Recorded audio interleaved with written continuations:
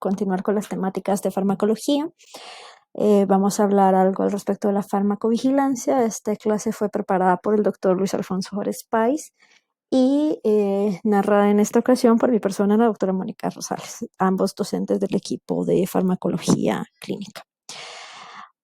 Para entrar en detalles, obviamente debemos tener un concepto claro de lo que es la farmacovigilancia, y esta puede ser definida como una actividad destinada a la identificación, evaluación y prevención de los riesgos del uso de los medicamentos una vez estos han sido lanzados al mercado para su comercialización.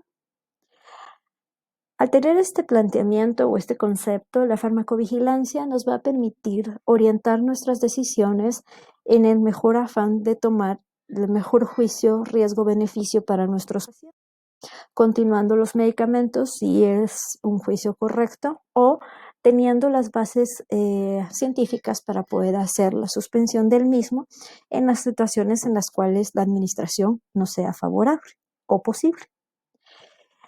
El doctor James Black, farmacólogo, premio Nobel de Medicina, mencionaba que todos los medicamentos son venenos útiles, y aquí obviamente una de las cosas que debemos tomar en cuenta es que la dosis hace al veneno, porque los fármacos tienen una doble cara o una doble visión, una en la cual son capaces de permitirnos aliviar el dolor, la fiebre, el malestar, las diferentes situaciones patológicas en nuestros pacientes, mientras que por otra parte son capaces de causar daño en las circunstancias que así lo favorecen.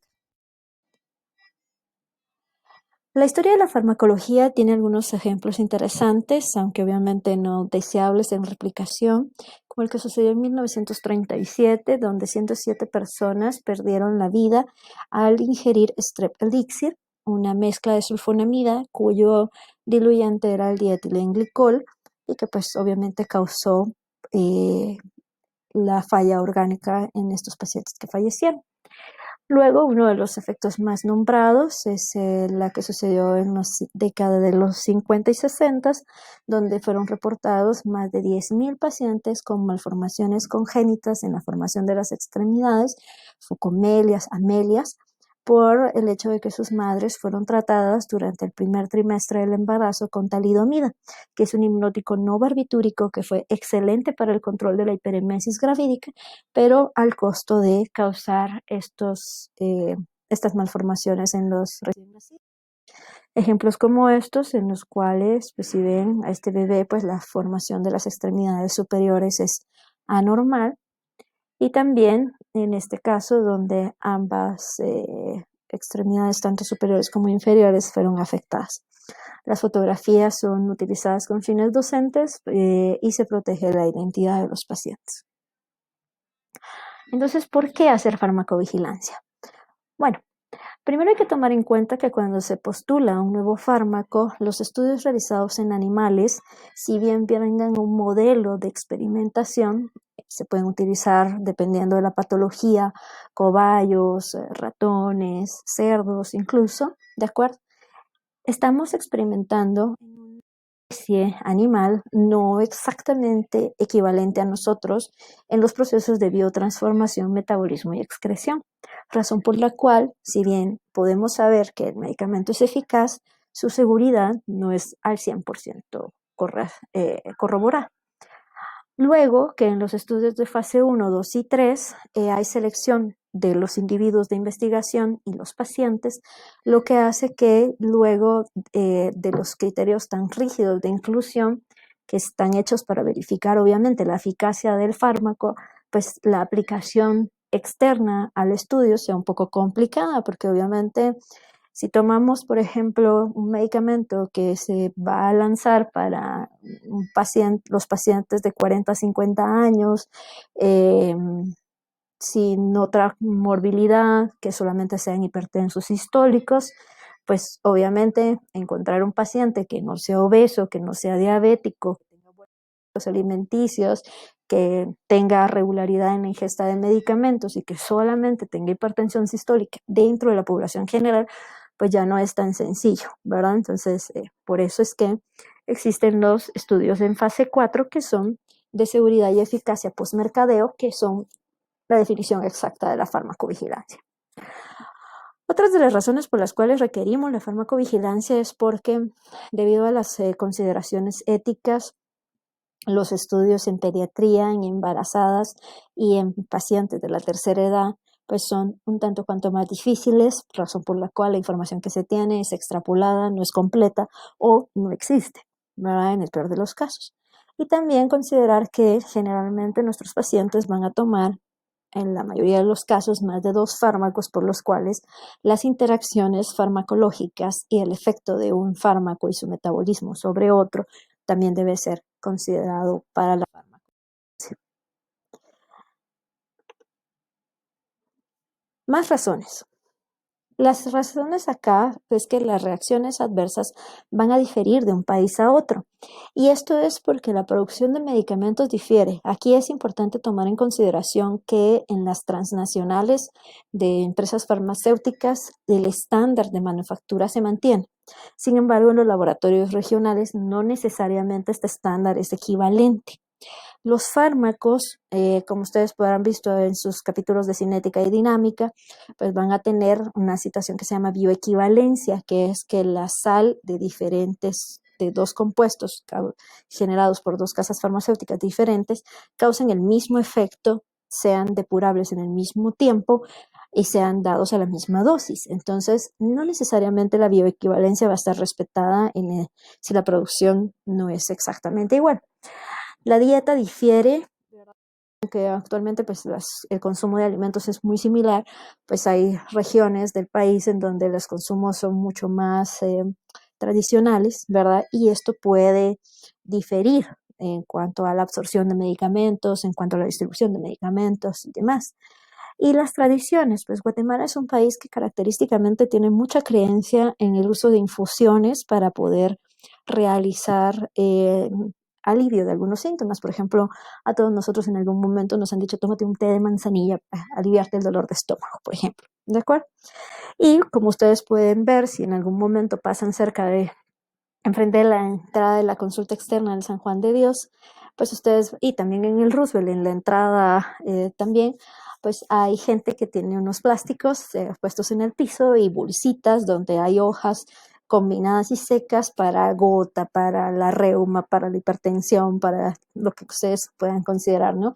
Entonces, aquí descubrimos obviamente todos los procesos por los cuales esta manufactura se hizo, pero igual la gente lo compra y entonces, por supuesto, estos compuestos de los cuales desconocemos sus propiedades, pues ahora son mezclados con la medicina occidental y pues pueden causar reacciones adversas, ¿verdad? Entonces son de los datos que tenemos que considerar en nuestros países.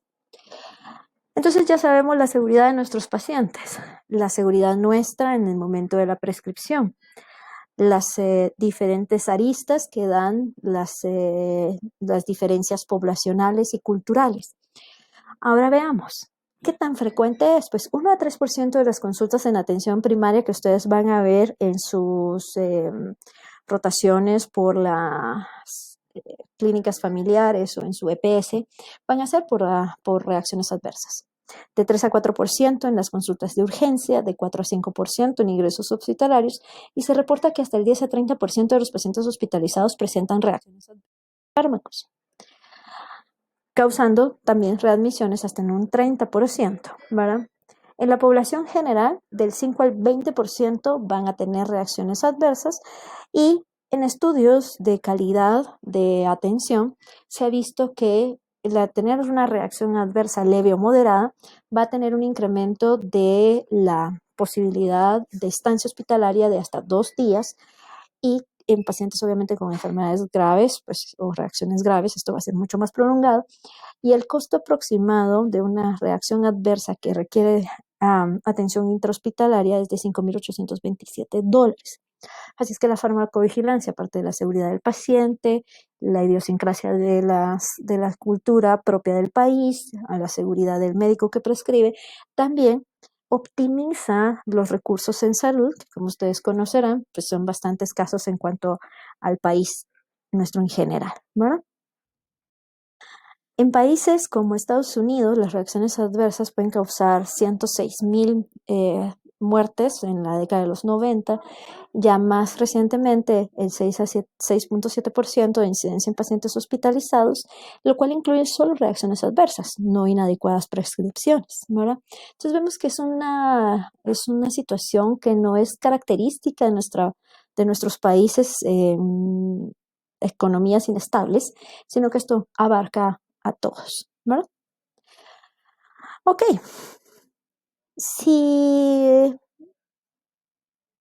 voy y a mí me encantan, y lo declaro así oficialmente, me encantan las galletas de chispas de chocolate, y hay un frasco lleno de galletas de chispas de chocolate, y de repente aparece vacío, pues claro, la presunción de que yo tuve una relación en que ese frasco se vaciara es clara. Pues exactamente igual sucede con un fármaco. Si un paciente presenta una reacción y ustedes acaban de iniciar un fármaco, pues obviamente lo primero que vamos a sospechar es que ese fármaco fue el causante de este efecto o esta reacción adversa, ¿verdad? Y la reacción adversa se define como un efecto nocivo no deseado que aparece después de la administración del medicamento. Es importante, no es deseado, ¿verdad? Que es algo que pues, ninguno de nosotros queremos causar una lesión. Un acontecimiento adverso es una circunstancia que puede pasarle a un paciente que está recibiendo un medicamento y que se conoce también como experiencia adversa.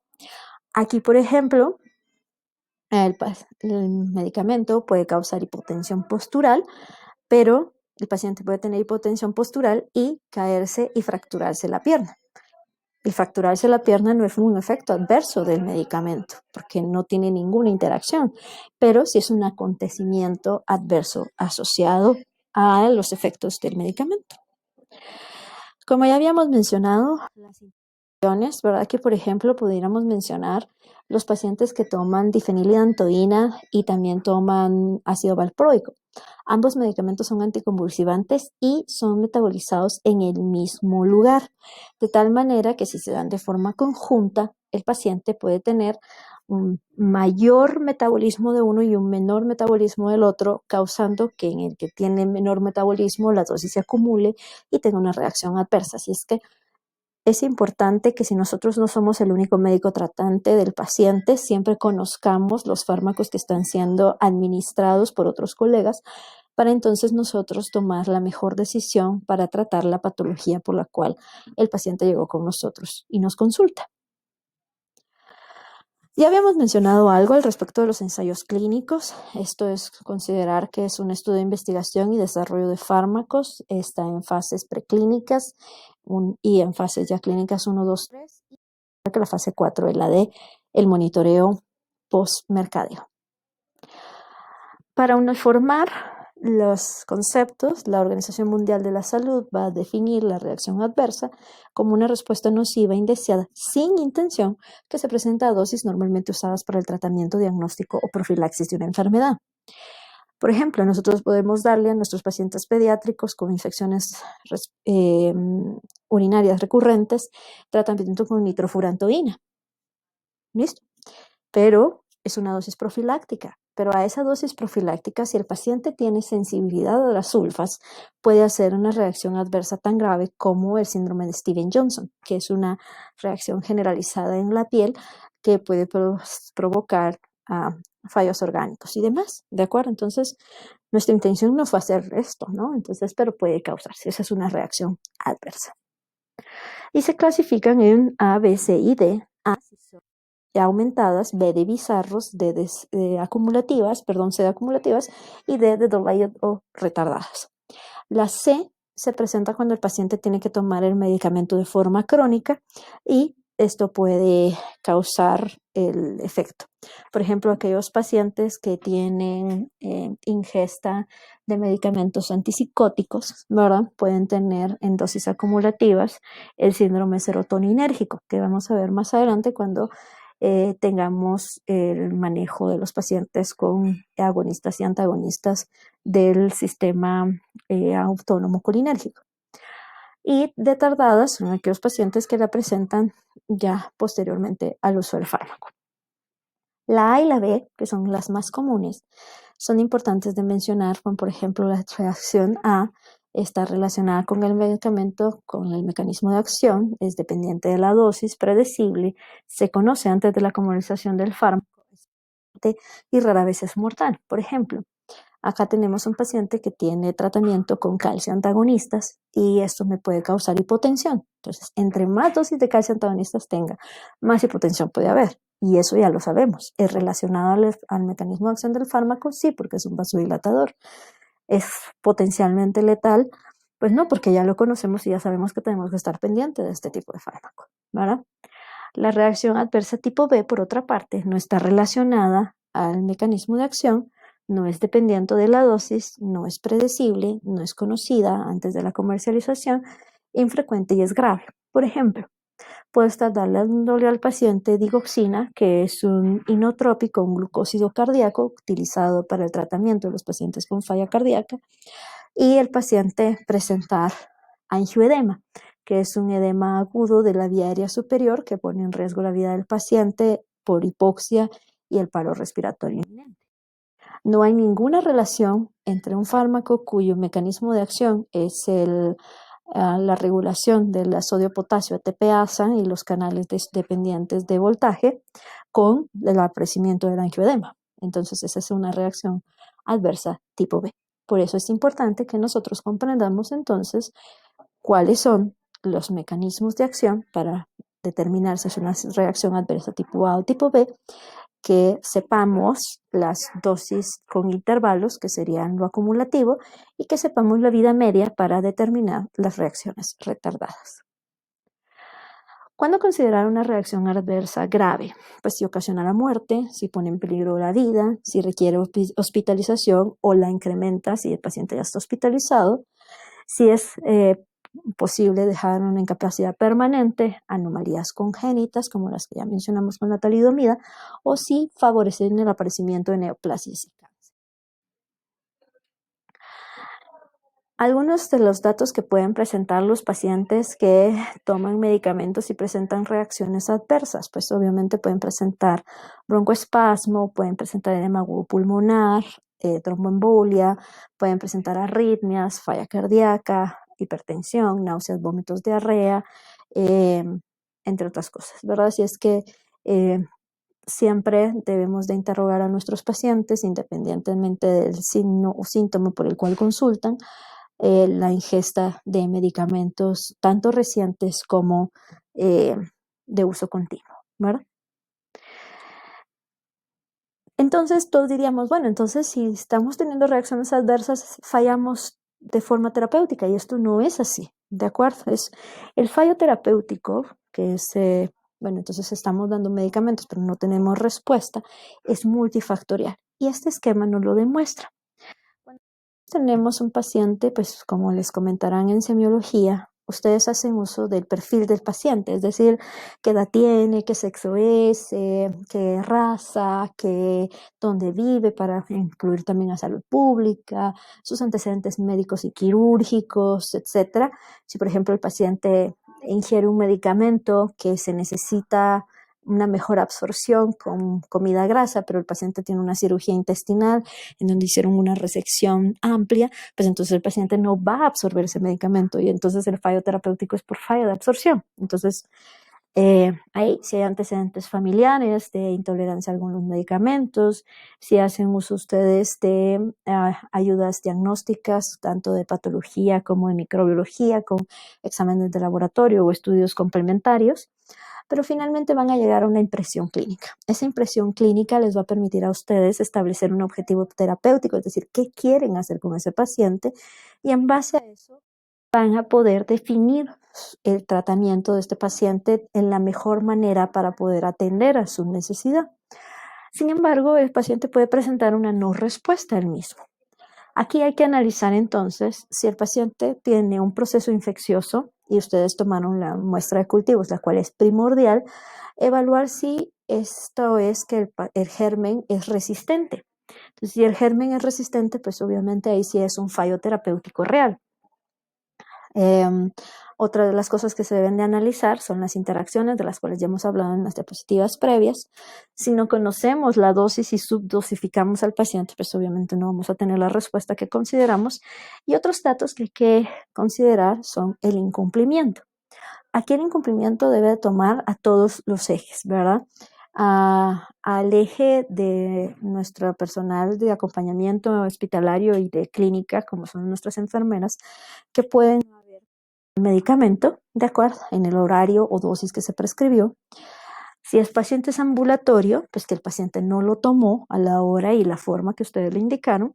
Y también, pues obviamente, a los colegas farmacéuticos si no hay una adecuada práctica de manufactura, ¿verdad? Y consideramos entonces un fallo terapéutico real si hay una mala práctica de manufacturas, es decir, si el fármaco no contiene lo que menciona en la prescripción, si la materia prima no cumple las especificaciones, y aquí después obviamente si no fue preservada en la temperatura, si no fue mezclada con el diluyente que se consideraba correcto, etc. Y también si es una resistencia bacteriana. Y virtual, en el caso de aquellos pacientes que tienen interacciones, ¿verdad? Y que, pues obviamente esto causa alteraciones en el metabolismo, si el paciente no cumplió o si nosotros subdosificamos. Estos ya son fallos terapéuticos virtuales. Entonces, si ya sabemos por qué surgió, por qué es que debe de realizarse, qué ventajas nos ofrece, qué reacciones debemos de monitorizar y qué costos también nos ahorra. Las metas finales de la farmacovigilancia son muy sencillas, ¿verdad? Que utilicemos de forma racional los medicamentos y de forma segura también. Que seamos capaces de analizar y comunicar los riesgos y beneficios de los medicamentos, ¿de acuerdo? Que en base a eso no solo tengamos esa retroalimentación científica nosotros, sino que nos permite educar de forma correcta a nuestros pacientes y también hacer y favorecer las notificaciones voluntarias. Entonces, la farmacovigilancia es una actividad compartida, ¿verdad? Vamos a dar el seguimiento, el personal de enfermería, nuestros pacientes, nosotros mismos, nuestros colegas, ¿verdad? Nuestros colegas farmacéuticos también, todos vamos a tener injerencia en la farmacovigilancia. En Guatemala existe el Programa Nacional de Farmacovigilancia del Ministerio de Salud Pública y Asistencia Social, que es el ente rector de la salud a nivel nacional, y está descrito el Reglamento para el Control Sanitario de Medicamentos y Productos Afines en el Acuerdo Gubernativo 712-99, de los cuales incluye el artículo 90, en la cual nos indica la obligación de declarar de los profesionales sanitarios. Bueno, y entonces, ¿qué declaramos? Debemos declarar aquellas reacciones adversas graves, aquellas que no son conocidas o aquellas que han aumentado en frecuencia. Y esto se hace a través del sistema de notificación espontánea. En esta se declaran tanto las reacciones adversas como los fallos terapéuticos. Y entre los profesionales sanitarios estamos obligados moral y por ley a realizarlas son los médicos, los farmacéuticos y las enfermeras.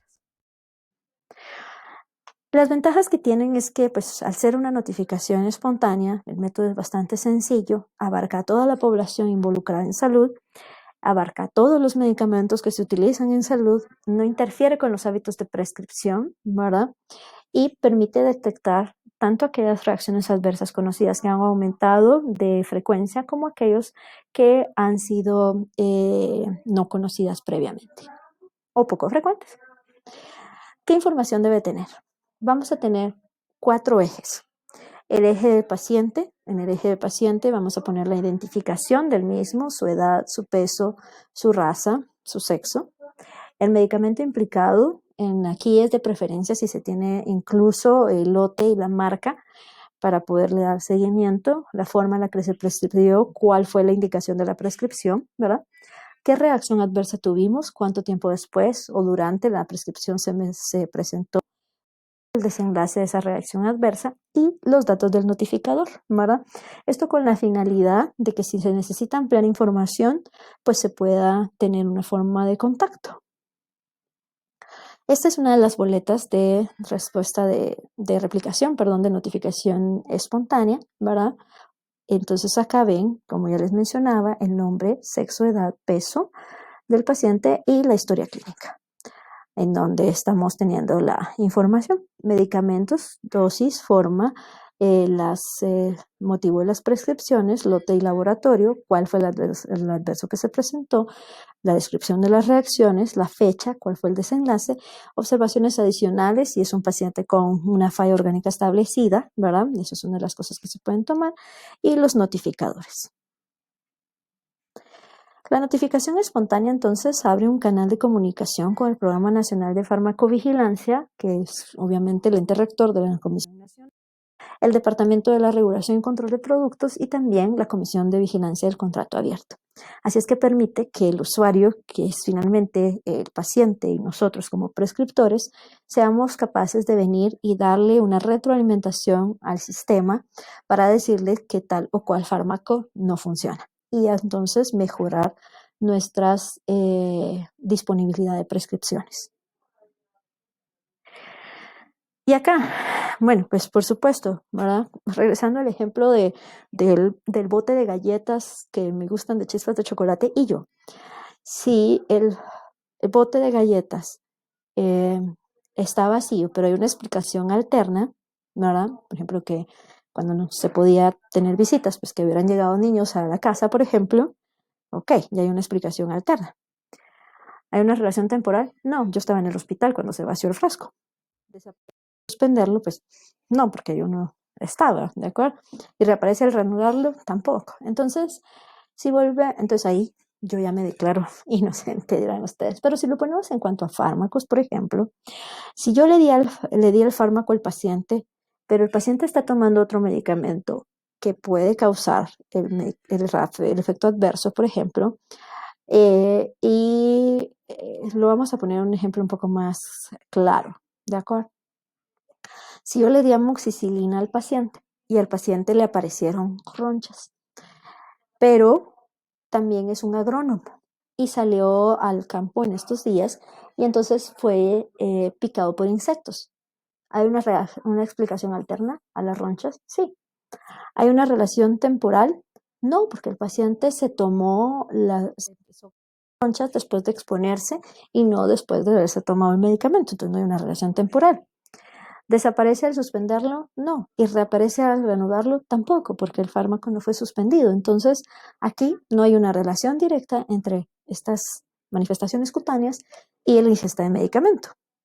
Y así nos vamos analizando esto a tal punto de que, por ejemplo, si yo tengo un paciente con diabetes al cual le puse insulina en infusión continua, ¿verdad? Y me hizo hipoglicemia, ¿hay una explicación alternativa? No. ¿Hay una relación temporal? Sí, porque el paciente empezó a tener hipoglicemia 10, 15, 20 minutos después de que yo le puse la infusión. ¿Desaparece al suspenderlo? Sí. ¿Reaparece al reanudarlo? Sí. Entonces aquí es definitivo que esa reacción adversa fue relacionada al medicamento. Y entonces estos son algunos ejemplos que pues van a ser ampliados también por sus docentes cuando tengan las reuniones con ellos, ¿verdad? Y para nosotros, doctores, ha sido un gusto estar con ustedes y plantear este tema.